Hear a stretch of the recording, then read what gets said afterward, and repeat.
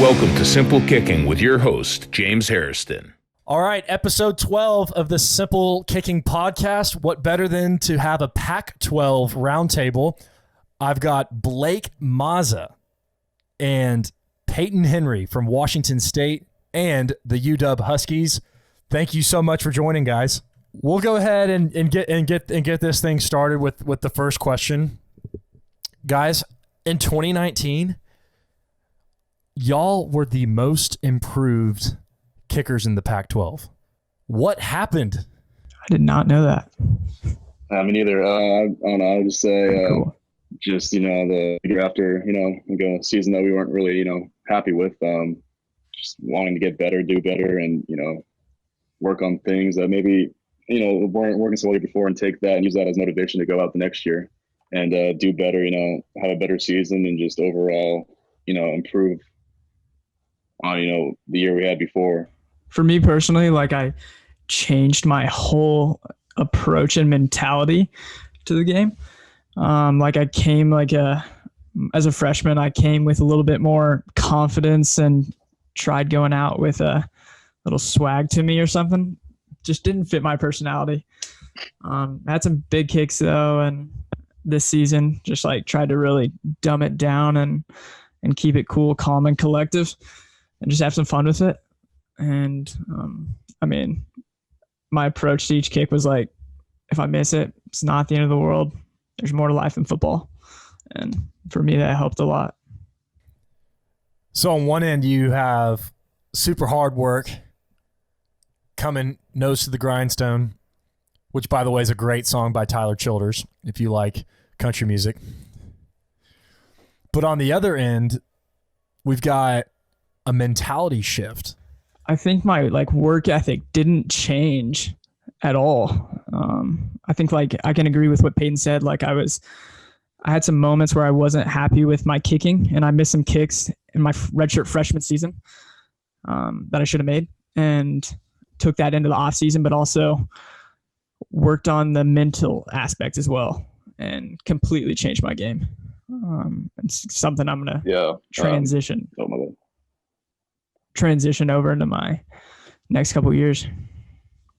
You gotta have that right mentality. It's college football is a lot different than high school football. You aren't playing in front of a couple hundred people. You're not on TV. You're not doing all these things. So you gotta just flip that switch mentally and be able to compete on the biggest stage, because that's it's what's needed to happen, especially at a Pac-12 Power 5 school. You got to come in and be mentally sharp and be able to make every kick, especially in big time moments, in big stadiums with lots of people in them.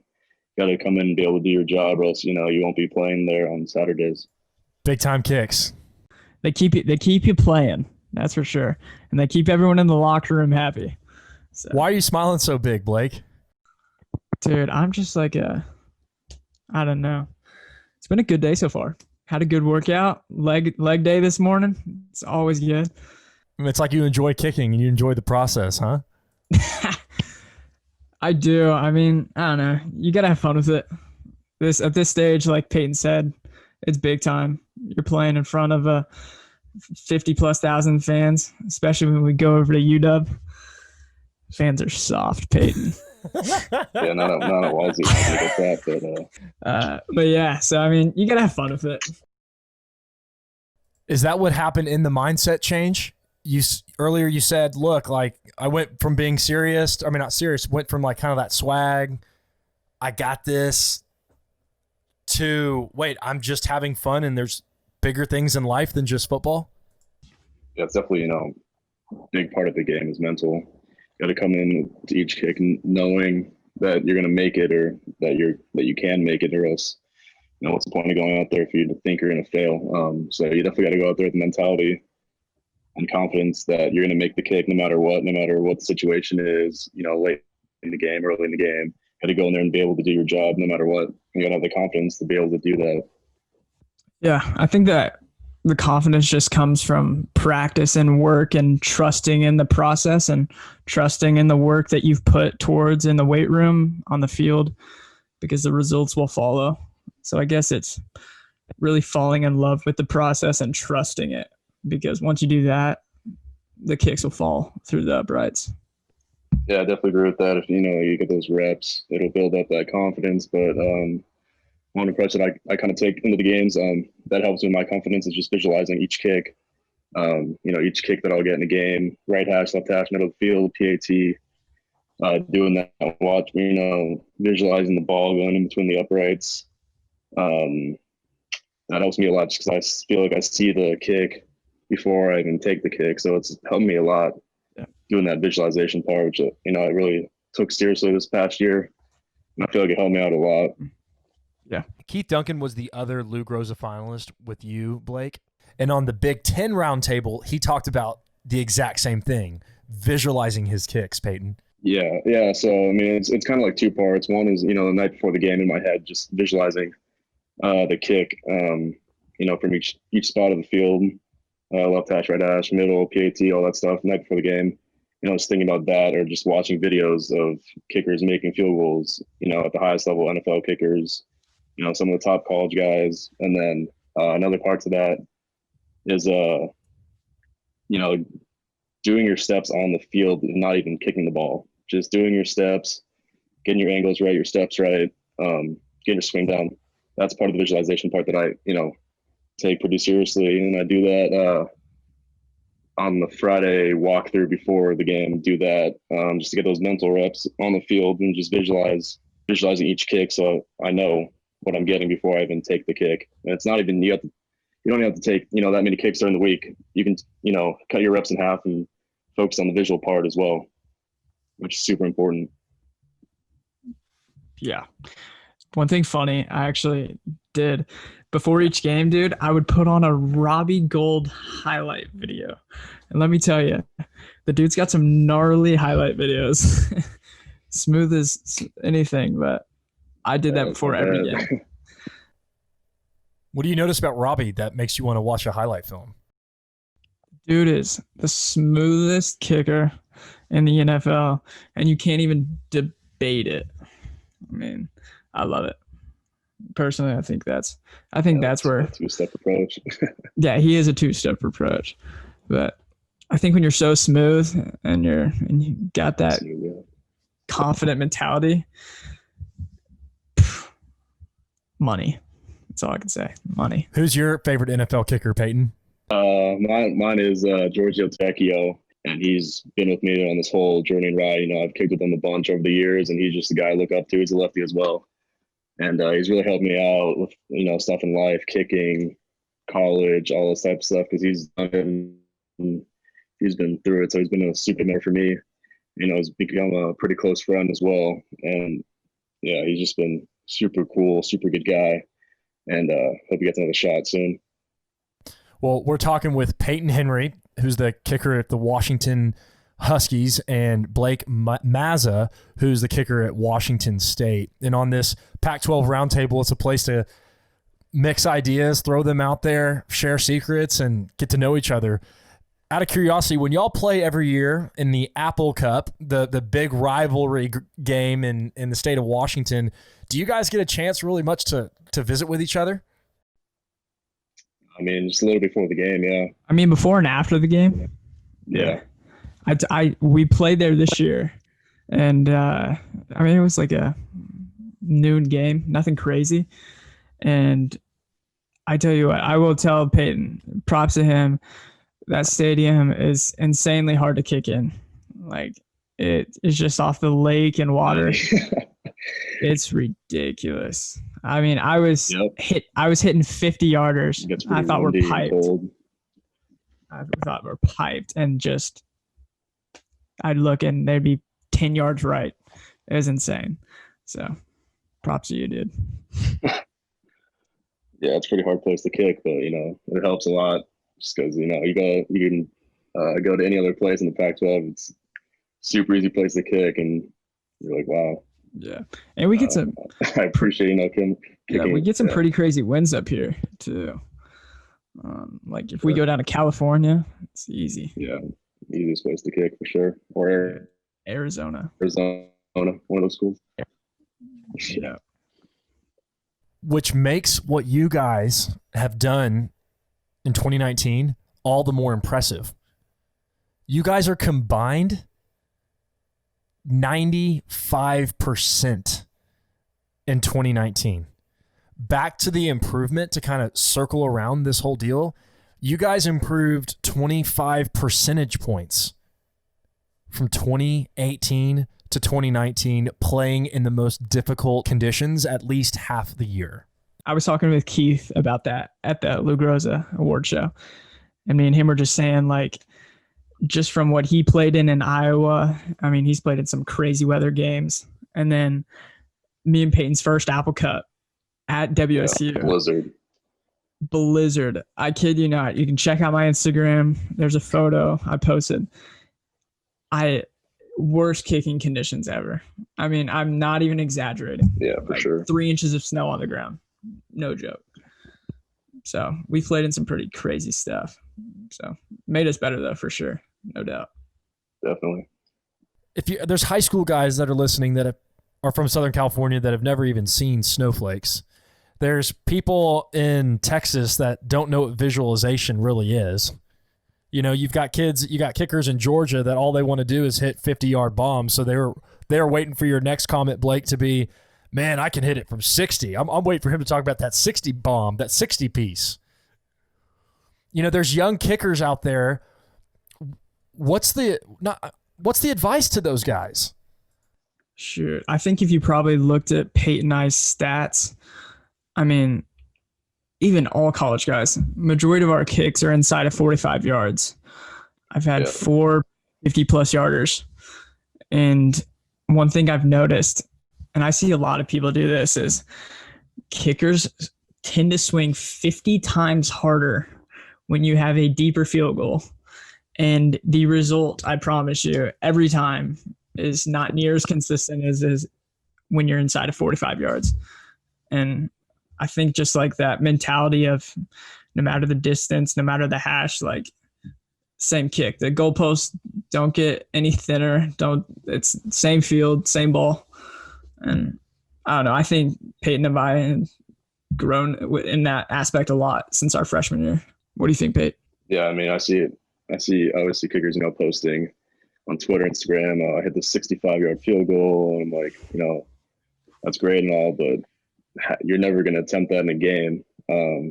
Should probably focus on, 45, 40 and in, so that you work on that consistency, because once you get inside the 40-yard field goal, it should pretty much be automatic at this level, or else you probably won't be kicking for your team.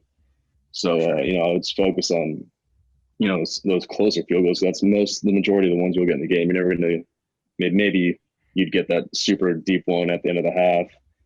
But, I would focus on, the closer kicks so you're consistent and, just because that's what the coaches are looking for. They're not looking for the 65-yard field goal. They're looking for 40 and in. Can you be money on those ones? Can you be 100% on those? And if you're not, then, they won't really put that full faith and trust in you. Yeah, for sure. I think one thing I actually did in season last year was I would divide up my practices. So like Mondays, I would be inside of 35 yards. Tuesdays and Thursdays, I would be 35 to 55. And I divided up in that aspect and took that into my training in the off season, just to kind of like mix it up and make sure that I was kicking the same way, no matter the distance. And shoot, I think if younger kickers who are listening tried it, I think you'll definitely see some results. Divide up your workouts, change up your regimen. I mean, it can't hurt. Yeah, I mean, even with that, you don't have to go out and kick that many, balls in a day during a week, especially during game week. I only kick in practice 2 days a week during game week. That's compared to my first year I started, which I was kicking every day of the week leading up to the game, even Fridays before the game.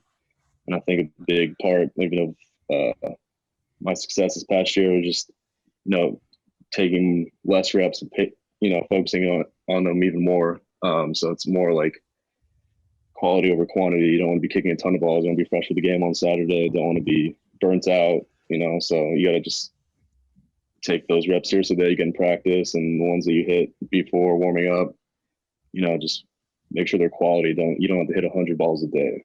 Exactly. Dude, 95% of y'all's kicks came from outside of 50 yards. Outside. Yes. And this is taking both of y'all's stats from 2018 and 2019. All right. There was 4 kicks. And Peyton, you had all of those 50-plus yard attempts. Okay. From 40 to 49 yards, okay, there was a total of 12 attempts between the two of you over the last 2 years, between 40 and 49. From 30 to 39, you guys had 32 kicks from 30 to 39 yards. That's what that was attempted. That's 40% of y'all's in-game kicks were from 30 to 39 yards. Yeah. So there's something to be said about having quality kicks from realistic distances. Last year, I think I had 13 or something in between 30 and 39. And that number just goes to show that when I see these kids in 7th grade, 8th grade, trying to hit these 60-yarders, whatever, it's cool. It looks good for Instagram. It looks good for Twitter. But I'm going to tell you right now, like, that's not going to win you the job when you get to college. It's completely different. I mean, the big legs get cool and all, but consistency is what's going to keep you the job. Okay, so that's you just answered a question I was going to ask you guys both. Tyler Brown, who's the special teams graduate assistant at the University of Michigan, distinguished the difference, in his opinion, from getting a job versus keeping a job. Blake, your answer is consistency. That keeps you the job. Peyton, what has kept you your job as the kicker for the UDub Huskies? Yeah, like Blake said, consistency is a huge thing because that means if you're consistent, the coaches trust you, they'll put you out there for a kick. And if you're not consistent, then you're probably not going to be the guy. But and also another thing that would keep you a job is competing every day. Have that mentality that you're going to be the best guy on the team, that you're going to make every kick, that you're going to beat up the guy who's coming for your job, because every year they'll bring in a guy to come in and try to take your job, all that stuff. But once you learn how to compete and with yourself and others, just have that mentality and you're consistent, then you'll keep that job for as long, as you're there. That was a perfect answer. Love that. Yeah, seriously. That was perfect. There was a scenario where your job was on the fringes, in jeopardy of being not your job anymore, of being someone else's. Yeah, I never thought about it as like that. So, I mean, it's a whole mentality thing that you got to just go out and compete with yourself to want to get better every single day, or else that person will take your job. But if you show the coaches, that it's your job to keep and that, no one's going to take it from you, you got to have the mentality, they'll put their full trust in you and, won't let that happen. But, it's one thing that I kind of take into it is like, fear of like failure. You don't want to let yourself down, don't want to let others down. So you got to just work your butt off. So you want to be able to, keep that and be the guy. That's why you, came to college. That's why you walked on. That's why you, stayed there to compete, and you didn't give up, to anybody. You just want to compete. Keep your job, be consistent, work hard, so it doesn't happen. Do you think you have a walk-on mentality, that underdog feeling that maybe you're not good enough because you were a walk-on once upon a time? No, I never thought that. I was always competing with guys who were on scholarship or, even weren't on scholarship. But, it's kind of a good mentality to have, because if you're thinking you're the guy and, walk on, then you probably won't, be there for very long. So you gotta come in there, be ready to work, not get much recognition. And then when your number's called, be able to come hit that field goal. And then all of a sudden you're competing for the job. You got to be able to beat out other guys on scholarship or, guys who want to come compete for the job. So you got to have that mentality no matter what. Blake, what about you? Once upon a time, you weren't at Washington State. Yeah, so pretty much out of high school, I went to the University of Arkansas, walked on there. I had a preferred walk-on, and knew the senior kicker, thought it was the place to be. Ended up our coaching staff got fired and didn't enjoy the university enough and didn't feel like that was where I needed to be. So I got back in touch with WSU, who talked to me in high school, and they were graduating their senior kicker, Eric Powell. And I told the coach, I was like, I'm going to compete my butt off to replace this guy. WSU's had some really good kickers. One guy, Jason Hansen, big name in kicking right there, who's from WSU. And I know UDub's had some great kickers too. So I think I told them and told myself, I was like, I committed without a visit to WSU. I trusted myself that much. And I knew my work ethic and I knew the talent that I had. And I put all my chips on the table and flew up there from Dallas, Texas, and just crazy snow weather, and worked my butt off through spring, summer, got to fall camp and performed and stayed consistent. And it ultimately got me the job my redshirt freshman year. And since then, it's been history. This is Blake Mazza. He's the kicker for Washington State. He was a Lou Groza finalist last year, and Peyton Henry, who is the kicker at the University of Washington. This is the Apple Cup podcast, episode 12 of Pac-12 Roundtable, whichever you want to call it, whatever flavor you desire. So far, what we've talked about, guys, is the mindset. We've talked about competing.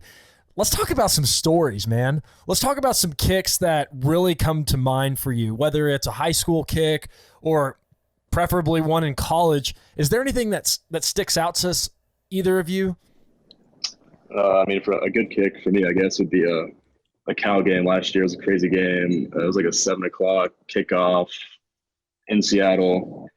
All of a sudden starts thunder and lightning. It was like I don't even know how long delay the game gets over at 2 o'clock, but I came to go 4 for 4. Last minute of the game, I hit a 49-yarder to give us the lead. Ultimately lost, but that kick kind of earned me a scholarship. So that one kind of comes to mind when I think of stuff like that.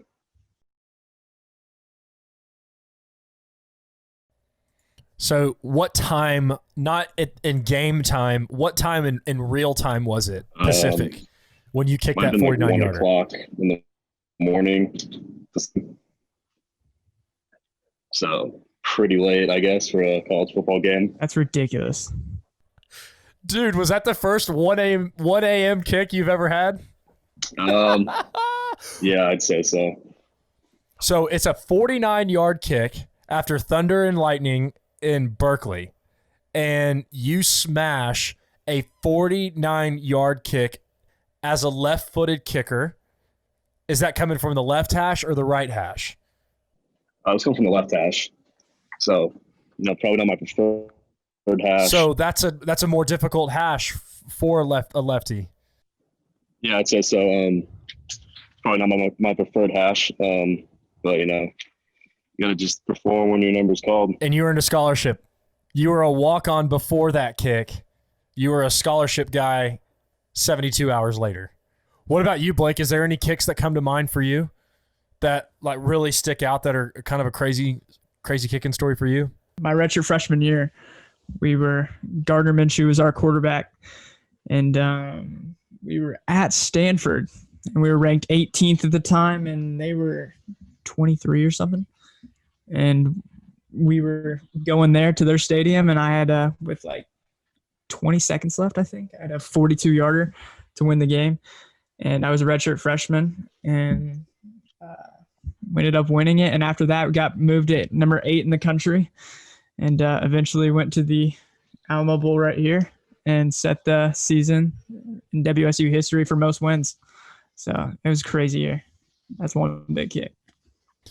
Well, we've talked about a lot tonight, or this afternoon, guys. Thank you so much for joining this Pac-12 Roundtable. I really appreciate it. This was a awesome episode. We're gonna have to do this again whenever the season begins. Maybe an Apple Cup special. Oh, sure. Things are gonna be different this year. Just wait. We'll see about that. All right. Well, thank you guys so much for joining. Awesome. If you enjoyed the content, man, drop a like, comment, or even subscribe. It would be really cool to hear from you. Also, you can find Simple Kicking on Instagram, Twitter, Facebook, and even TikTok.